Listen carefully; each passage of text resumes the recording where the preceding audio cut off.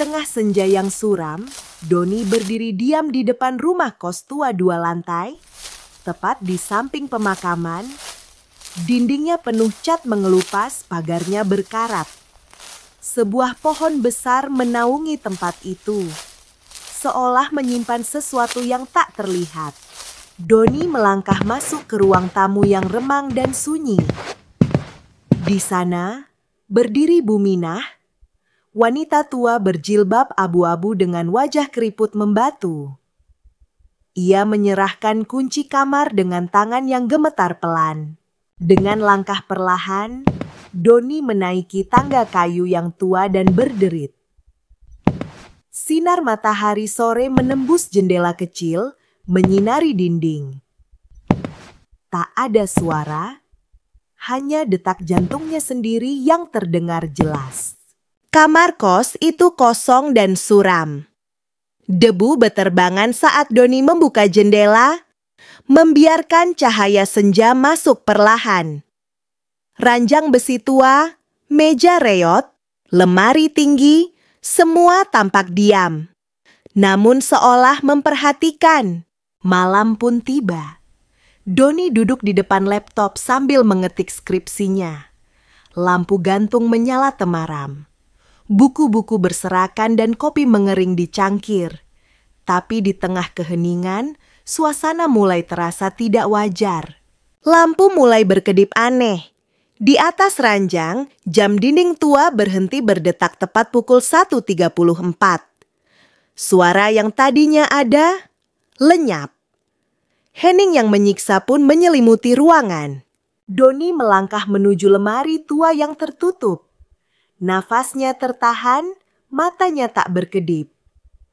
Dari balik pintu terdengar samar, seperti suara seseorang bernafas pelan tapi jelas. Dengan jantung berdebar, Doni membuka pintu lemari. Kosong, hanya gantungan baju yang perlahan berayun sendiri. Tapi ruangan tetap hening. Terlalu hening untuk disebut aman.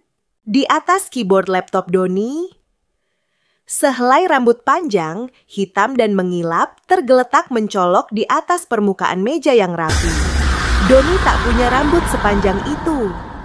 Dan ia tinggal sendiri, atau setidaknya ia pikir begitu. Pagi harinya, Doni tampak lelah. Kantung mata menghitam, rambut acak-acakan. Ia mengambil rambut semalam dan membuangnya ke tempat sampah logam di bawah meja. Tapi rasa tidak nyaman masih melekat. Di dapur tua, Doni berbincang dengan Buminah. Cahaya pagi menyusup dari jendela, menyinari teko yang mendidih pelan. Doni bertanya, namun Buminah menghindari tatapan. Ada sesuatu yang tidak ia katakan, dan Doni bisa merasakannya. Malam hari di lorong lantai 2. Doni berdiri di depan pintu kamarnya, tapi telinganya menangkap suara langkah pelan, datang dari ujung lorong yang gelap. Langkah yang seharusnya tidak ada. Di dalam kamar, Doni tempelkan telinganya ke dinding. Dari balik tembok yang lembab, terdengar suara. Tangisan lirih, seperti seorang wanita yang menangis pelan. Doni mengintip.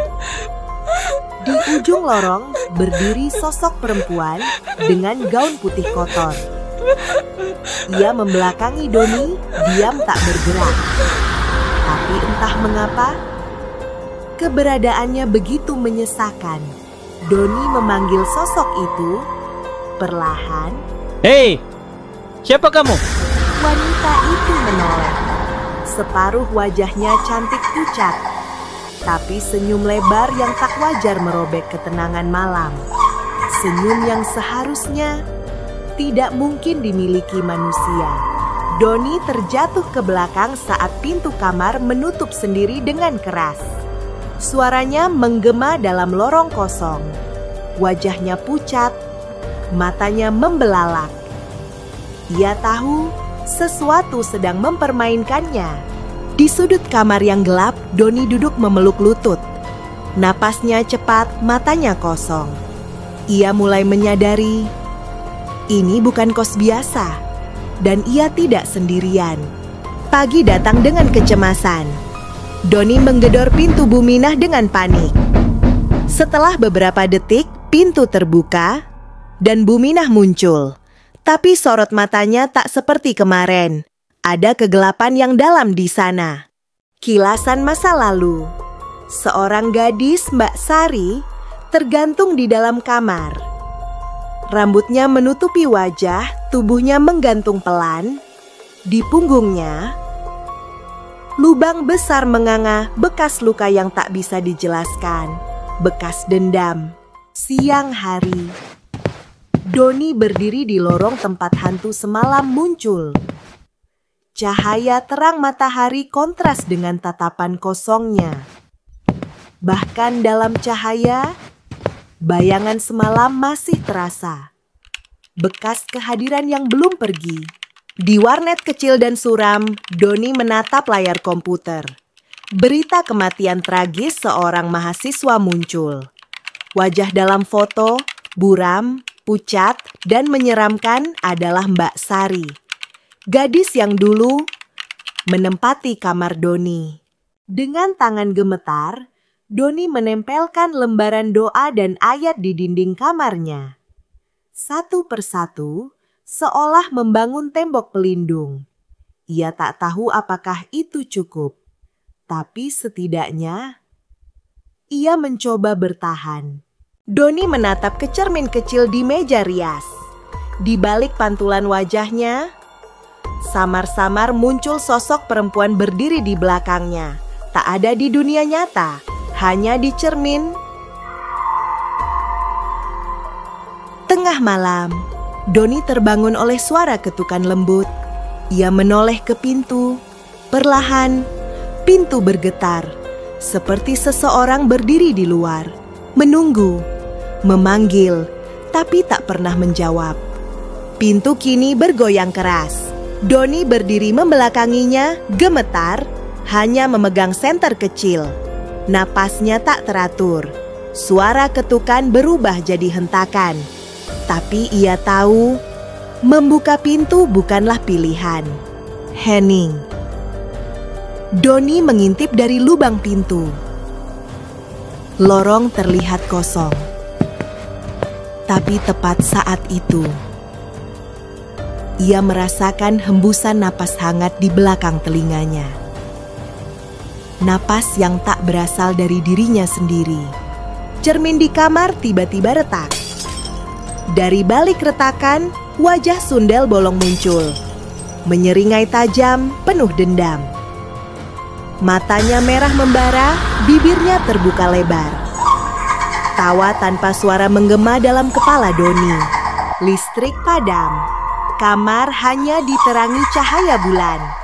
Dari bayangan di pojok lemari, muncul sosok perempuan.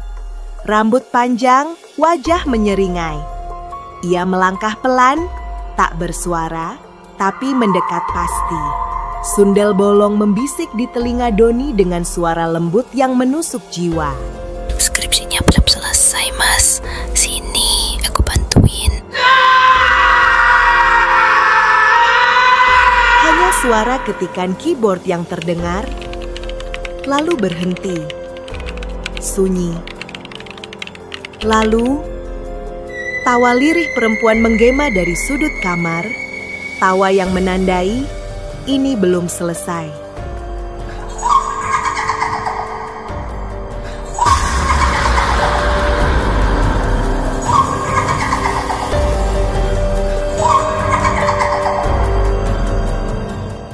Terima kasih udah menonton. Jangan lupa subscribe channel AI Cerpen Misteri. Terima kasih.